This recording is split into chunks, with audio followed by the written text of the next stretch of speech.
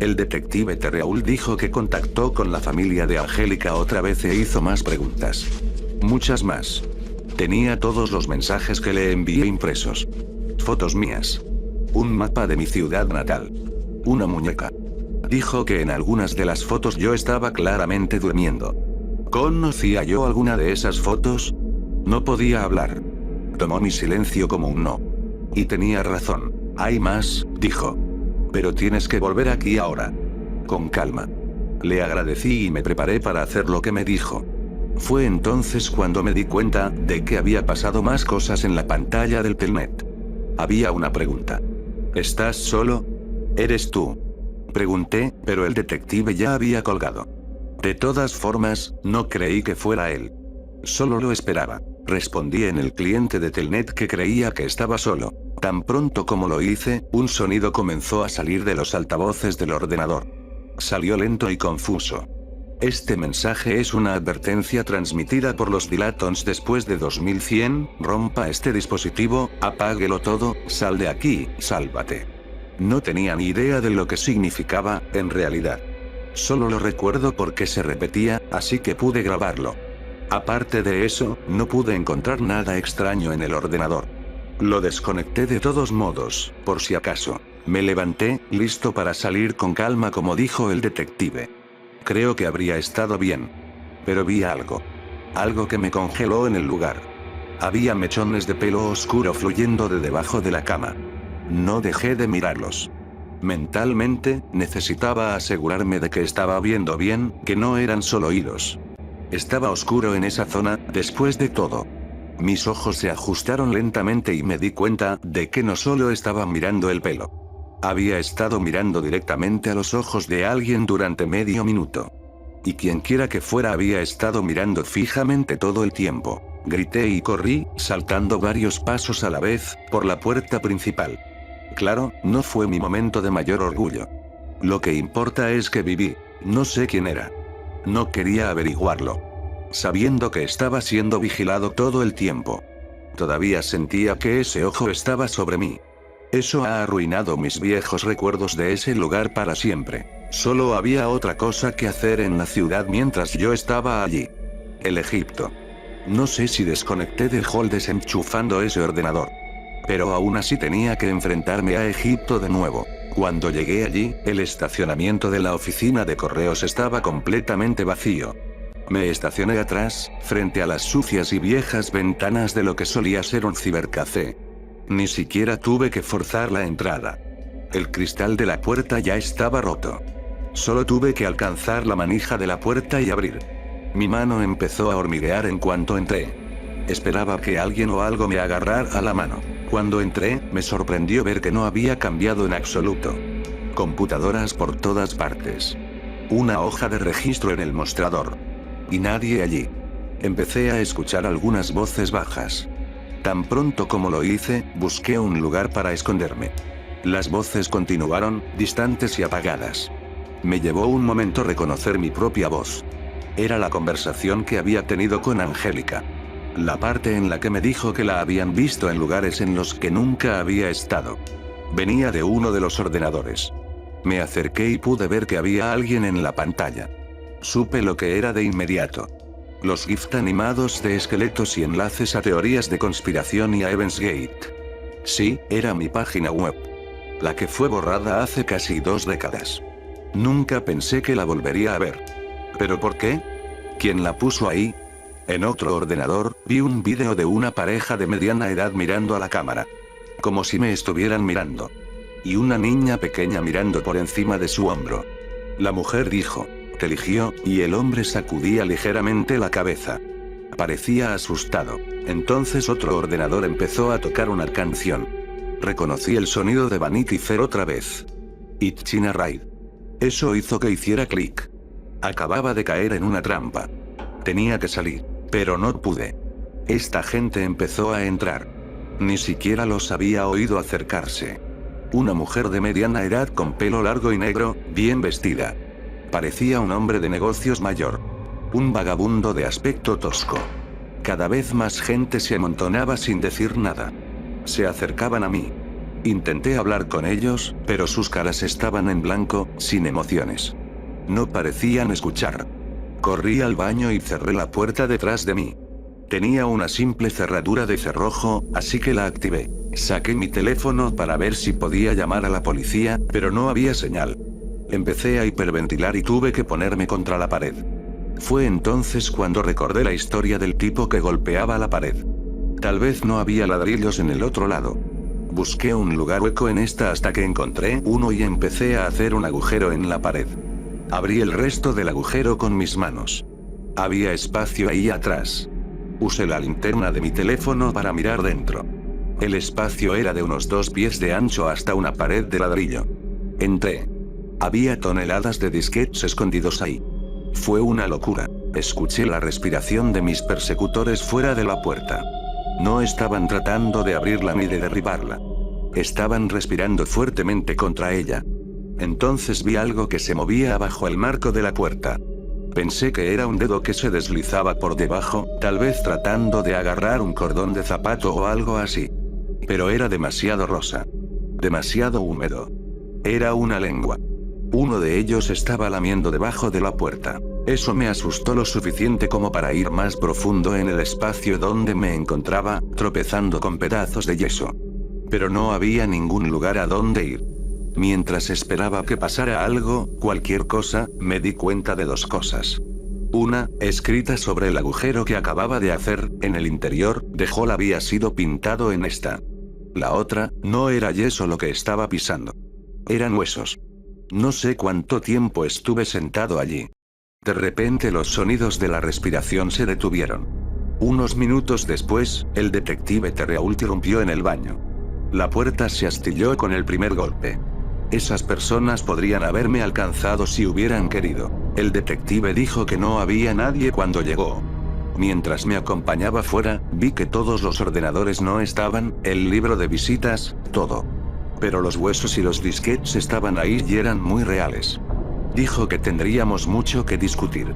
Después de salir de la comisaría, volví a casa y me recosté para intentar relajarme. Cualquier cosa para descansar mis nervios. Justo cuando lo estaba haciendo, recibí una notificación por correo electrónico en mi teléfono que decía: por favor, mira. Proporcionaba un enlace, pero no reconocí el número. Pero como el enlace era una página de la Universidad de Guelph, supuse que era Ben. El enlace me llevó a la cámara web que Ben encontró hace semanas en el servidor de Gopher. Me estaba arrepintiendo de mi decisión de confiar ya en él. ¿Por qué no podían dejarme en paz? Los fotogramas se actualizaban, pero no pasaba nada. Hasta que, con una actualización, vi que el maletero de mi coche se estaba abriendo. Cuando el marco se actualizó 4 segundos después, el maletero estaba completamente abierto y alguien estaba colgando medio fuera de este.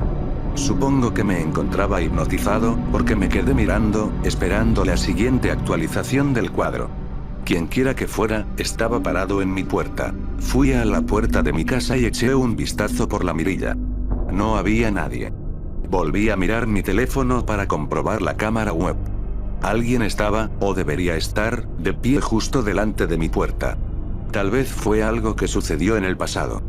Volví a ver por la mirilla y estaba bloqueada. Me llevó un momento darme cuenta de que estaba mirando a la cara de alguien. Una horrible cara llena de odio. Me llevé el teléfono a mi oficina y cerré la puerta. Escuché el ruido del pomo de mi puerta y luego se abrió. Sabía que la había cerrado con llave. Quienquiera que fuera entró a propósito a la oficina, como si ya supiera dónde iba. No tenía mucha confianza en la cerradura. Esperaba que la puerta se abriera de inmediato. En cambio, escuché una voz extraña y distante, como cuando hablé con Ricky. Era como si la radio meteorológica estuviera sintonizada en la frecuencia equivocada. ¿Por qué te fuiste?, preguntó. Llamé al 911. Escuché que la operadora contestó, pero no pude hablar. La puerta se abrió y esta persona entró. Su rostro me parecía confuso. Pero me era familiar. Tenía algún tipo de arma. Me obligó a entrar en mi ordenador y a ir a The Hall. Me acompañó en cada paso. No tuve elección. Yo lo hice. Después de todos esos años, ahí estaba. La misma página insípida que parecía no hacer nada. Pero podía sentirlo como dedos metiéndose en mi cerebro. Era como si todavía estuviera en mi oficina. Pero ese tipo se había ido. Así como otras cosas. Podía ver cosas que siempre estaban ahí, pero que no estaban realmente ahí. Todo era igual, pero un poco diferente. Me di cuenta que todavía estaba al teléfono con el 911. Intenté decirle a la operadora que el hombre se había ido. Nada de lo que dije estaba saliendo bien. En vez de eso le dije a la operadora que vi a un gato de masilla. Y la operadora me decía, ese es el capitán. Es un chacal. Y no está contento contigo. ¿Alguna vez has oído hablar de las intervenciones telefónicas? Preguntó alguien. Fue desorientador, pero supe de inmediato que estaba mirando a Ben. Ya no estaba en mi casa. Había un tipo parado con Ben que no reconocí. Pregunté si estaba en Gelt y cómo llegué allí. Me aseguró que estaba en un motel en mi ciudad natal. Ya no confiaba en la comunicación facilitada por la tecnología, así que vino hasta aquí para hablar conmigo. Y presentó a su socio como Milky. Lo encontró escondido en una comuna católica en la zona rural de Ontario. Dijeron que estaba en grave peligro. Milky habló entonces. Su voz pronunciaba mal las palabras. Era consciente de ello, porque se disculpó por ello. Continuó contándome lo que le había pasado. Dijo que había sido parte de esta comunidad de hackers durante años. Nada con fines de lucro. Solo una buena travesura pasada de moda. Les gustaba especialmente hacer travesuras con grupos religiosos y marginales. Empezaron en el IRC. Cuando la World Wide Web se convirtió en la nueva moda, migraron a un foro web. Un día aparece un enlace oculto en el foro. Otros miembros tratan de inspeccionarlo e insisten en que nadie lo toque. Uno de los chicos del foro, uno de los miembros más antiguos, que huyó de la Unión Soviética en los años 70, dijo que sabía lo que era. Fue estudiado antes y nunca se supuso que estuviera disponible para el público. Había visto lo que Stalin podía hacer, lo que los asesinos podían hacer, y no estaba asustado. Eso era la vida. Esta cosa lo asustaba. Sonó como una puesta en escena. Milky dijo que este tipo tenía un saludable sentido del humor. Pero el tipo juró que era real. Dijo que empezó cuando los primeros ordenadores se conectaron en red. Los electrones y otras partículas que se unen y se agrupan al hacer estas conexiones dejan espacios vacíos de nada donde estaban. Es como un antinet. Y cuanto más y más nos conectamos en todo el mundo, más crece este vacío. ¿Y qué es lo que da tanto miedo? Alguien en el foro preguntó. Y él respondió, solo porque sea un espacio vacío no significa que no haya nada en él. Él no se explayaría sobre eso. No importa cuánto lo intentaran. Solo les decía que lo había visto por sí mismo. Milky pensó que el tipo no quería despertar su curiosidad. Eso fue un error. Tenía mucha curiosidad. Más que nunca. Así que hizo clic en el enlace. Recordó que estaba decepcionado por ello. Porque era solo una página en blanco. Pero después de hacer clic en el punto negro, comenzó a notar que sucedían cosas extrañas. Perdió la noción del tiempo.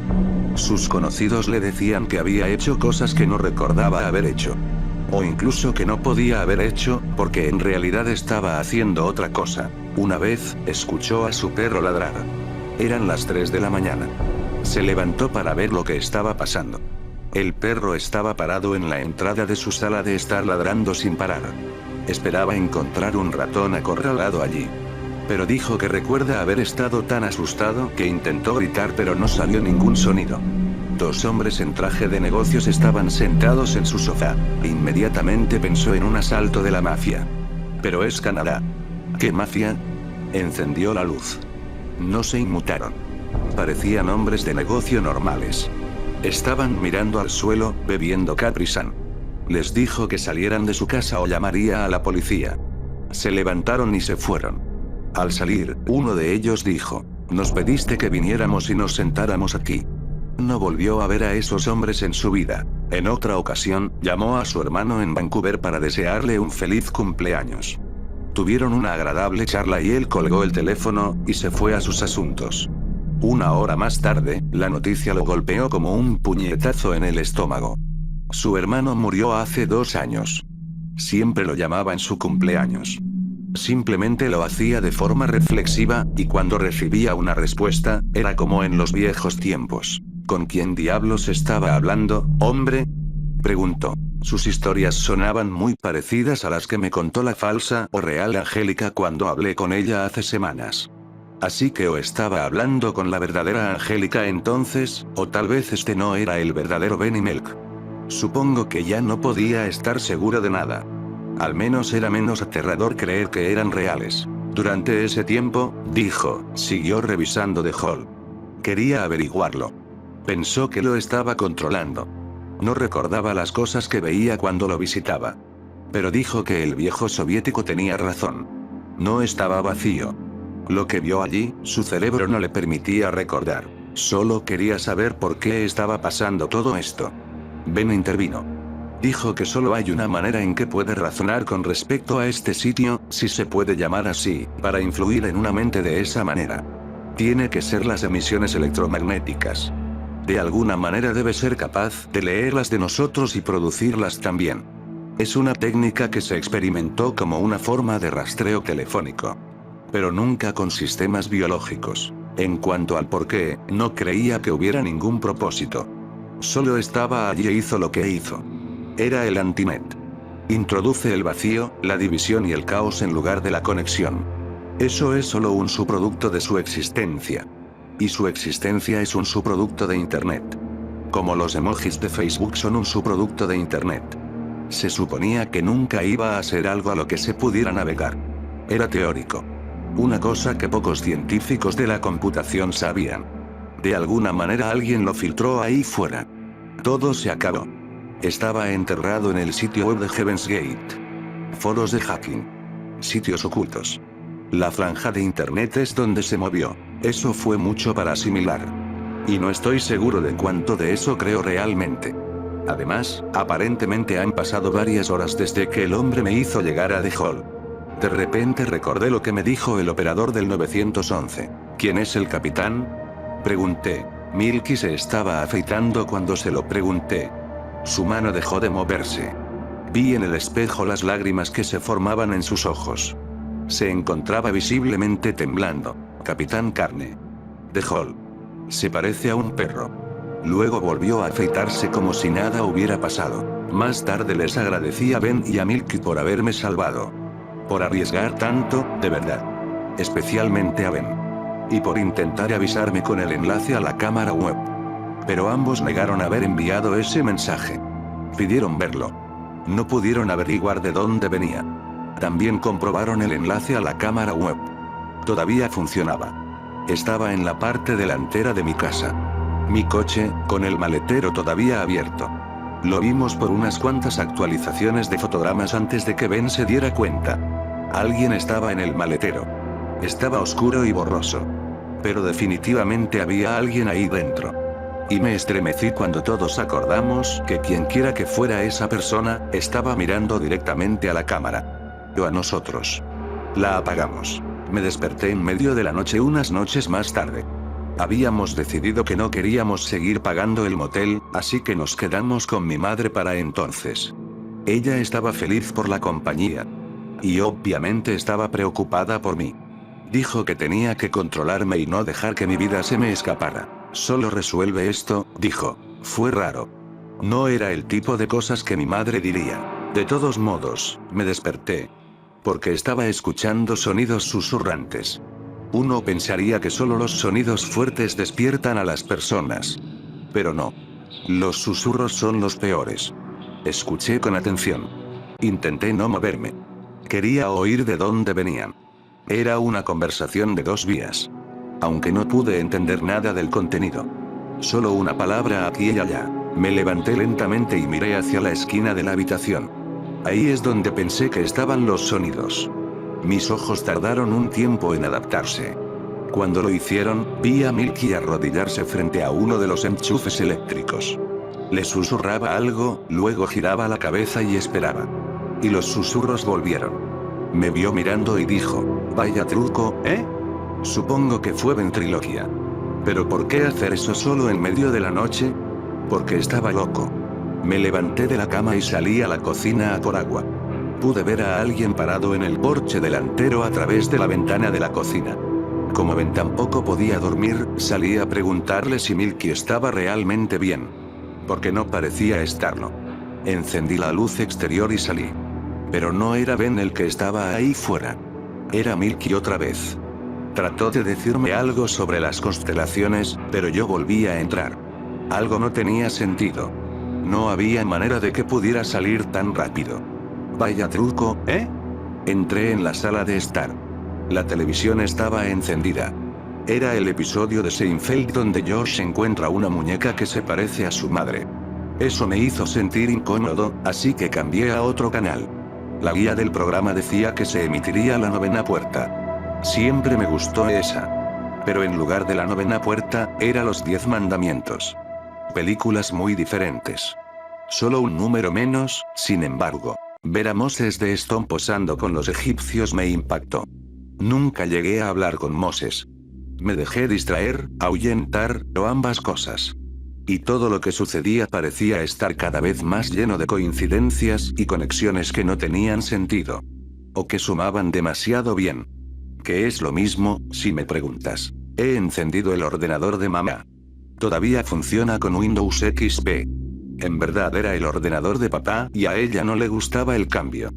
Tuve que descargar MIRC. Tan pronto como lo hice, me conecté a Fnet.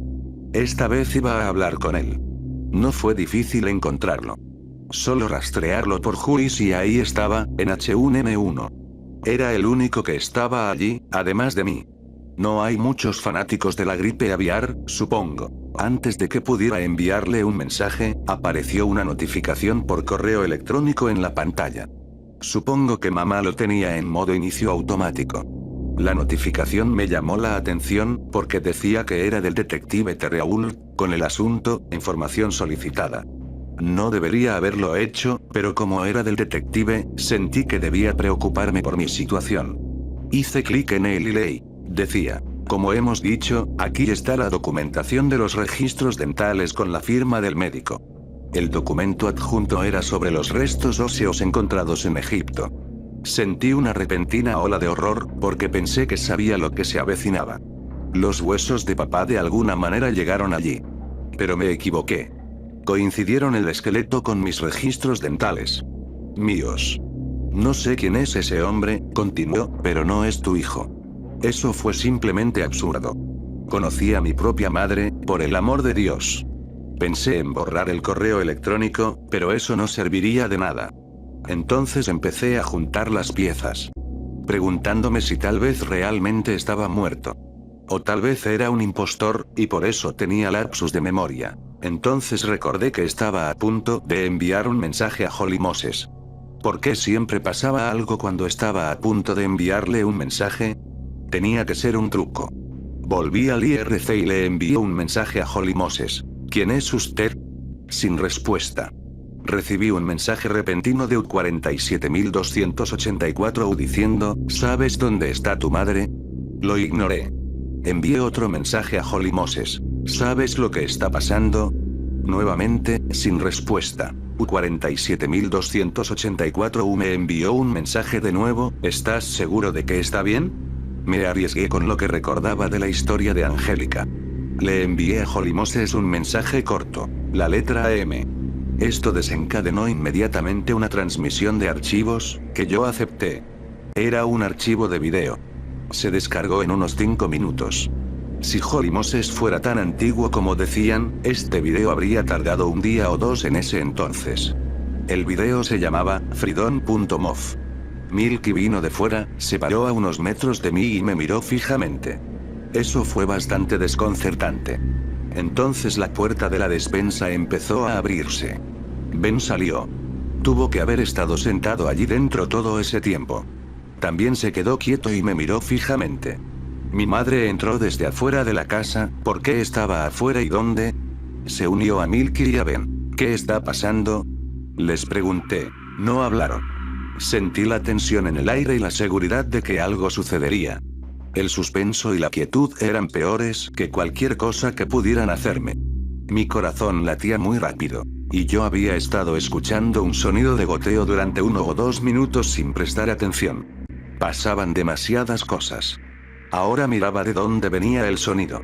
Vi escarabajos gordos arrastrándose desde las mangas de Milky, sobre sus manos, y cayendo al suelo.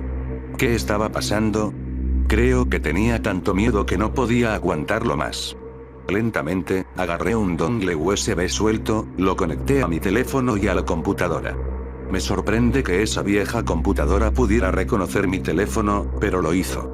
Mientras me miraban, transferí el archivo de video a mi teléfono. Desconecté el dongle, tomé mi teléfono y corrí al baño, donde me encerré. Escuché que los pies de los otros 3 se arrastraban hasta la puerta y se paraban allí. Encendí la ducha para ahogar el sonido y luego empecé a ver el video. La webcam que se estaba usando estaba gravemente dañada, por lo que parece. Pero pude ver a un hombre mayor de aspecto muy enfermizo. El audio estaba distorsionado. Y tenía la ducha funcionando. Así que tuve que empezar de nuevo y subir el volumen. El hombre dijo que había estado tratando de advertirme. La distorsión de los dilatons de The Hall le permite enviar mensajes durante breves ventanas. Si estoy escuchando esto, dijo, estoy en The Hall y lo he estado por un tiempo. También hay otras cosas aquí. Mientras él hablaba, yo seguía escuchando gritos en el fondo de la grabación, algunos sonaban más cerca que otros. Dijo que estas cosas no quieren que vaya a ninguna parte. Necesito salir antes de que sea demasiado tarde. Lo sabe, dijo, porque él es yo. Lo último que dijo antes de que el video terminara abruptamente fue los pájaros y las abejas.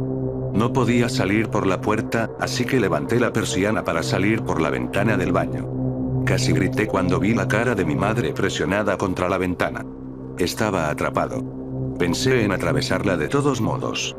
Pero no me sentí capaz de golpear a mi madre. Podría golpear a Ben o a Milky si tuviera que hacerlo, pero no a mi madre. Así que abrí la puerta. No había nadie. Eso me hizo preocuparme sobre dónde estaban realmente. Salí de la casa y aún así, no había nadie. Me apresuré a mi coche antes de que mi madre pudiera venir por detrás. Entonces oí pasos rápidos. Ben corría hacia mí desde la calle. Deja de hacerme daño. Gritó. Pero no parecía estar sufriendo. Parecía estar furioso. Me subí a mi coche y empecé a retroceder. Cuando llegó a mí, estaba golpeando las ventanas, todavía gritando. Conduje directamente a mi casa, dejándolos a todos atrás. La única explicación podría ser que estoy en The Hall, o lo que sea que eso signifique. Porque no había otra manera de que Ben y mi madre actuaran así. Pero cuando ocurrió eso, ¿y qué significa eso? Antes de entrar en mi casa, sabía que algo iba mal. Como una oleada de algo, simplemente maldad, pura maldad, me estaban golpeando. Abrí la puerta de mi casa. Todo parecía normal. Empecé a encender todas las luces. Y agarré un cuchillo del cajón de la cocina. Entonces los vi. 2 hombres con trajes de abeja sentados en mi máquina trotadora. Mirando al suelo. Sin moverse. Casi como si fueran solo objetos. O que olvidaron dónde estaban. ¿Qué quieren de mí? Dije. Mantuve un apretón de manos en el cuchillo. Se pusieron de pie. Luego ambos miraron al final del pasillo hacia mi oficina. Seguí su mirada, pero no vi nada allí abajo. Después de unos segundos de preguntarme qué vieron, oí empezar la canción. Early in the morning. Mientras yo miraba por el pasillo, ellos ya se dirigían hacia la puerta. Decidí seguirlos. Porque lo que sea que empezó esa música me trajo una sensación peor que la de ellos. Cuando salí por la puerta, estoy seguro de que oía un perro gruñendo detrás de mí. Los seguí a través del camino y hacia el bosque. Encendí la linterna de mi teléfono para poder seguirlos.